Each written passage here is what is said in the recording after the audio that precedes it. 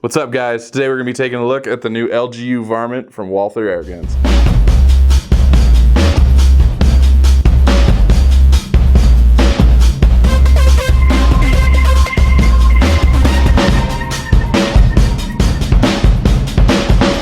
What's up, guys? It's Cameron here with Airgun Depot, and today we're going to be taking a look at the LGU Varmint for Walther Airguns.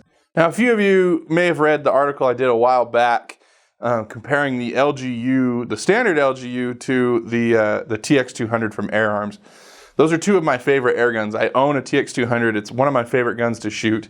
And what's kind of cool about the TX200 and the LGU is that they are underlever guns, meaning that the cocking lever is actually underneath the barrel. So you go ahead and cock them there, and then the barrel is still a fixed barrel, which helps a lot with accuracy.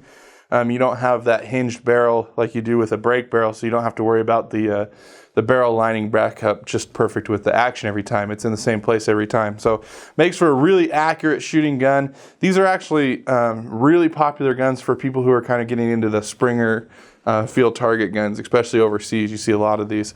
But what's really cool about the Varmint version of the LGU opposed to the standard one is that it picks up a little bit more power, so it shoots a little bit faster. It's available in 22 caliber, and it's more tuned and kind of built for people who want to use it for small game hunting or pesting. So we've got a synthetic stock on here, nice blued all-weather finish, and then I've gone ahead and topped it with a Hawke scope on here for doing our testing. So as far as accuracy testing goes, at a 50-yard range, this rifle is going to hold groups small enough to do just about any of your basic pest hunting.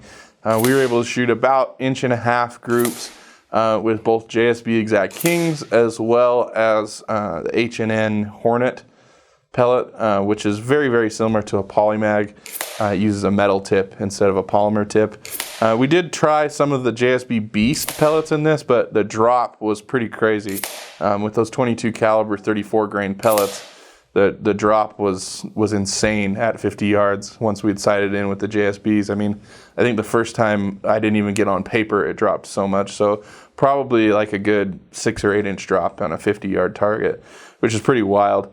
But once we got the lighter pellets in, it seemed to group really well. Like I said, about 1.5 inch groups at 50 yards, which is perfectly adequate for, you know, shooting varmints or pests or small game, that kind of stuff. And to be honest, this gun is more accurate than I am, so I definitely think I probably could have shot a better group with it. Velocities on this gun were good.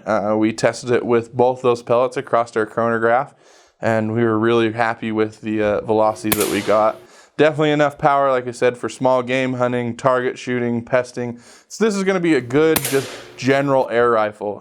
For somebody who's looking for a really, really solid, well-built, European-made, these are manufactured in Germany.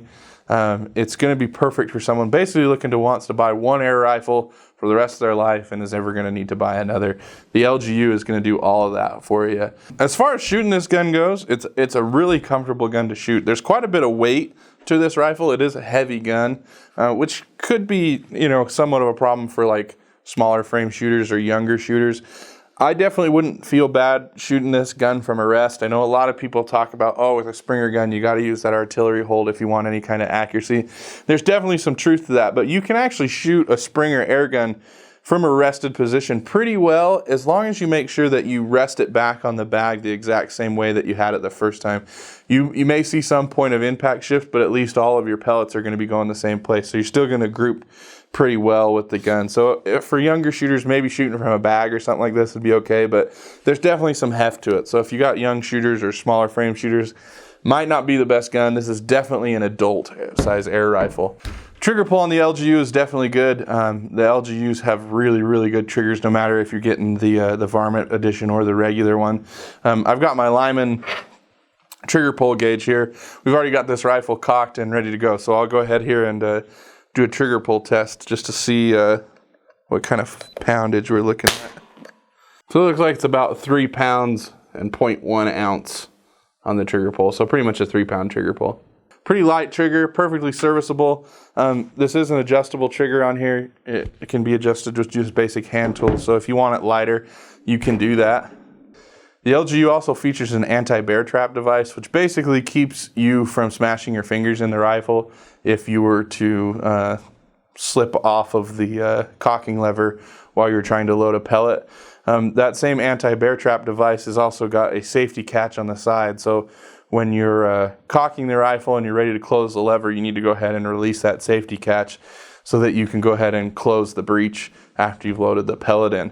One of the things I didn't really like about this gun is, being that it's a thumb hole stock, it is a little bit hard to get to that safety. You kind of have to take your hand out of the thumb hole stock to flip that safety on or off. You can do it with your index, your trigger finger, or you could do it with your offhand if you wanted to. But with this type of gun, with a thumb hole stock, it's a little bit hard to operate a Tang safety like that. Overall, I really enjoy shooting this gun. Like I said in the beginning, I really like the underlever guns. The original LGU, when we tested it, I really enjoyed it. The TX200, very similar design. In fact, I would definitely say that this gun was inspired by the TX200, another one of my favorites. And the LGU Varmint is definitely in that same category. Really cool guns. Really happy to have it. I think this is going to become one of my favorites here in our arsenal of air guns at Airgun Depot. Guys, I hope you've enjoyed this quick little review of the LGU Varmint. Remember to like, share, and subscribe to our channel here at airgundepot.com for all the details on new air guns coming out, and for awesome DIY videos and other cool things as we travel around the country showing off why we love air guns. Guys, again, my name is Cameron. This is Airgun Depot's Under Pressure, and we'll catch you next time.